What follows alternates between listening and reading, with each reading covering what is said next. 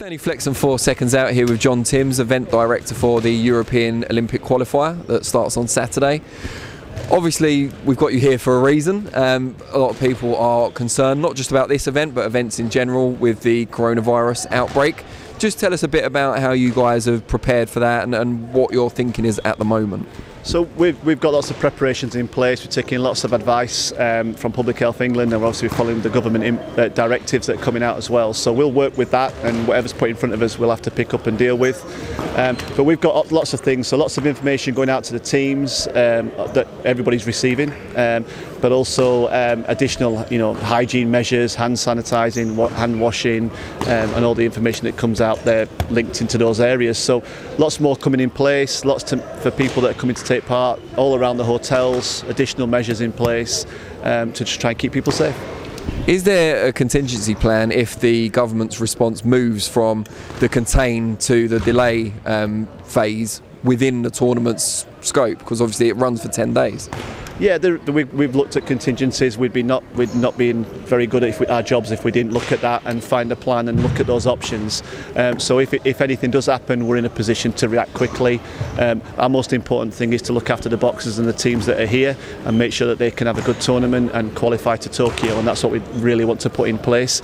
And then secondly, we also need, importantly overall, we need to make sure everybody's safe. So we'll react appropriately to the advice that's given. Have you noticed any kind of apprehension filtering down to the boxers about the coronavirus, or are they kind of laser focused on the event? Laser focused. If you box, you're laser focused. You can't afford not to be. I mean, just here at training now is the intensity in training is amazing. So they're all ready to go and they want to box, and we've had no issues raised by any of the teams. They're just happy to be here. And are we in a position where we can reassure people who are kind of on the fence about getting tickets and attending live? Yeah, I mean, follow the advice that's given. We wouldn't ask you to do anything that you wouldn't want to do in the situation now currently. So if you want to come along, it's safe to do so, and we'll be putting additional measures in place as well, just around hygiene, but you're more than welcome to come down. We'd love you to come and watch and support the boxers. Is there concern on your part as the event director that this could harm ticket sales? Of course it could harm ticket sales. There's no doubt people are going to make a decision. They're going to make a decision late, and we understand that. We're not expecting anybody not to do that. So yes, there's a concern, but at the same time ticket sales have gone very well so far, so we're happy in that respect, but we understand people's concerns.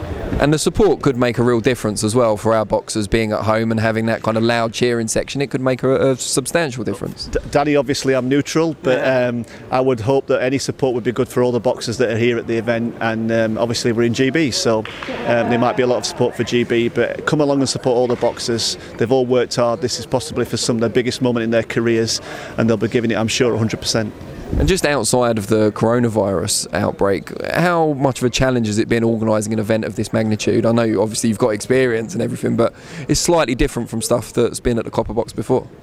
There's been lots of major sports events here at the Copper Box. This is another one. So it's the challenge of putting on major sports events is always about trying to make sure all the different areas are working together.